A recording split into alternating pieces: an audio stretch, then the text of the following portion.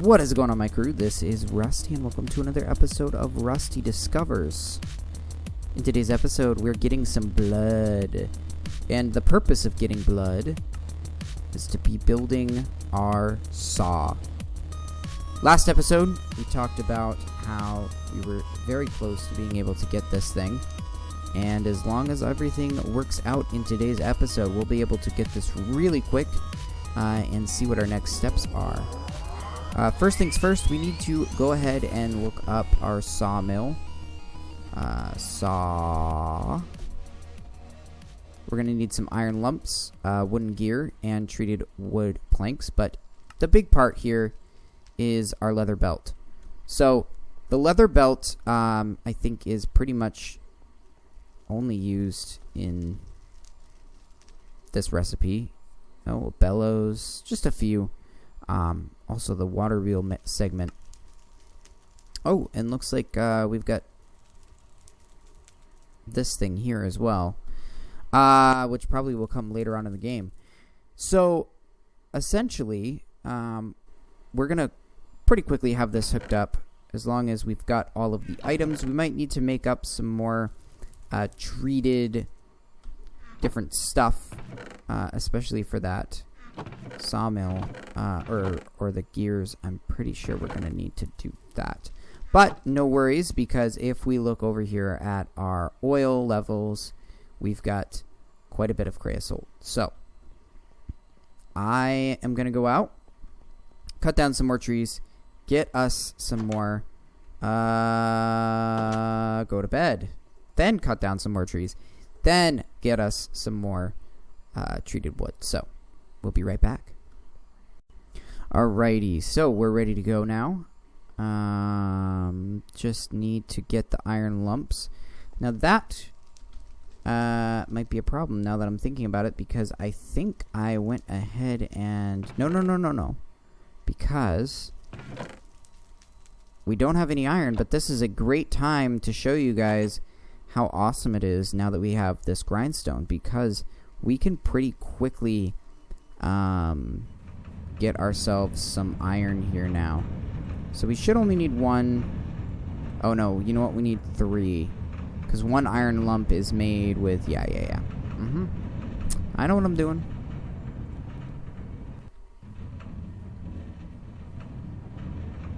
The only problem that we're gonna have is if it literally chucks the iron right up.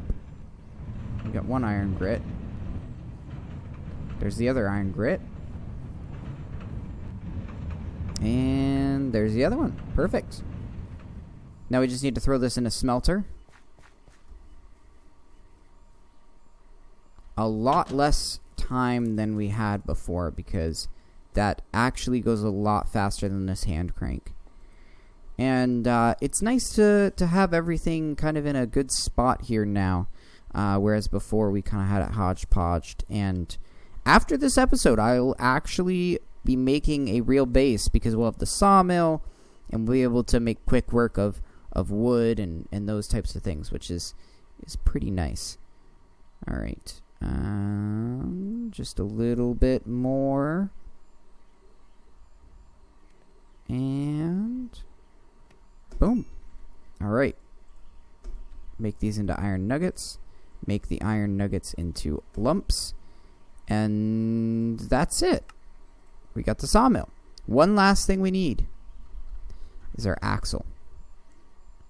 Did I spell it wrong? I did.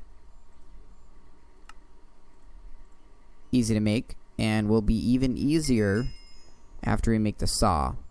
So we'll be able to actually make a pretty good mechanical system, and probably going to focus on some other things after that is done.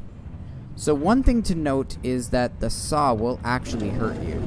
So as you guys can see, but the way we use this is pretty simple. We just put the object in front, and there we go.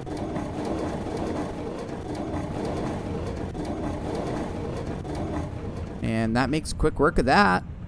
I forget how much we get out of just one. Let's go ahead and throw the these guys over here and see.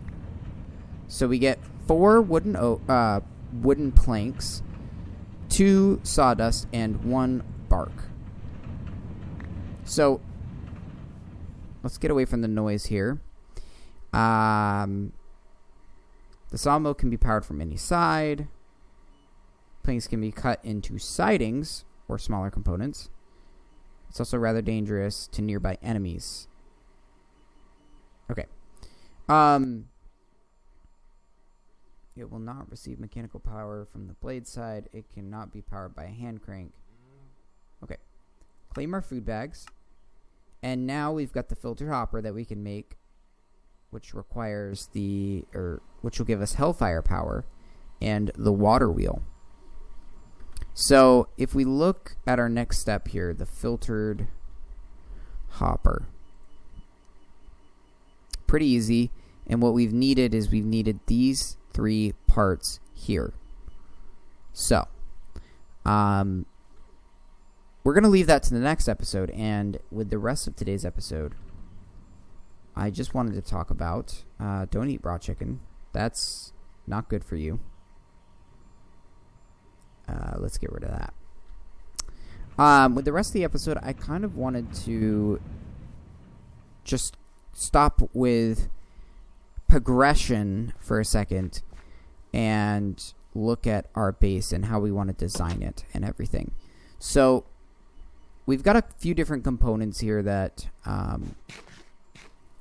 I wanted to address. So we've got our caving system that we really haven't spent much time in over here. We've got now 2 large instruments that we can use for getting items. Between now and the next episode, I want to upgrade these tools. The flint mattock to bronze, or maybe perhaps even more than that. And then I want to start to adjust some of the things that we've got here, and make the base. So we're going to pull everything pretty well on the inside. So all of this stuff we're going to pull in. I'm going to make a much bigger and better interior garden, and probably have some sort of a outside for our processing machines out here. I want to bring that power over and in, and actually have it high up on this side out here somewhere. Whoops, that is not my home.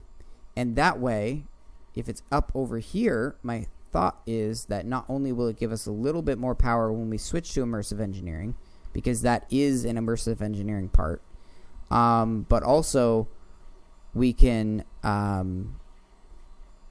hopefully, with enough wooden axles and stuff, reach down below to where we want some power sources for all of this stuff. Because I believe that only one of those will power all of these things. So we'll be able to get whatever we want in that. Last but not least, let's take a look at one thing that's pretty simple. And that is see what to do with this flour, because I have not played around with this. So flour we can use to make some pretty interesting things, and it's all slightly on the complex side. Ooh, we could have made it through sticky paste. We could have made that, but the coagulated blood is probably a lot easier to make. Okay, so there's not really anything much that we can do with the flour, at least right now, without some more kitchen needs. But I wanted to highlight something that I didn't show you guys much of, which reminds me we need to take this diamond and that ender pearl out. Right here. Sheep, cow, and pig. All of these 3 things. That was a reward for... If we go back to our Stone Age quest lines, I believe. No, it was some sort of like leather thing that I needed to get. Lunch bag? No. At any rate, somewhere along this line, you get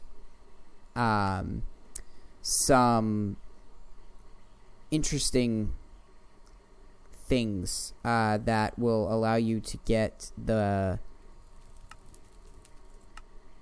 thing that I just showed you. You know what? Maybe it's under the exploration overhaul. No.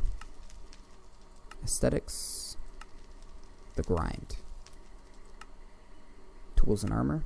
That's what I wanted. Tools and armor. So I believe, yeah, here we are. So for getting one of each meat, we get spawn pig, spawn cow, and spawn sheep, which is great because these are 2. So we can create, when we're ready, 3 internal farms for the sheep, the pig, and the cow. Which is, yeah, that's awesome. So we'll probably create 3 little hidey holes for them at some point. Next episode, we're going to be working on the filter hopper, but we're kind of going to slow things down a little bit and start to work more specifically on making a better base and really enjoying the pack. Because we could go boom right through it, or we can sort of take one step at a time, because as we get more complicated, we're going to run into needing to kind of have some infrastructure. So for the Hellfire power, let's just look at the Hellfire here. To get the Hellfire, we need to put it in the cauldron with Hellfire dust, which requires the hopper, the filtered hopper, with this filter, which this isn't that difficult. But we're going to start to get more difficult with bigger machines. And if we don't have the ability to make this stuff as quickly as we can right now, later on, then we're not going to have fun later on. So, and I want to have fun. So we'll get through this pack. We're still early on, and I'm having fun. I hope you are as well. But that's going to do it for today's episode, you guys. Thank you so much for watching. And if you liked the video, make sure to leave a like on it for me. It helps me out a lot. And if you really liked it, consider hitting that subscribe button. But until next time, guys, happy mining and crafting.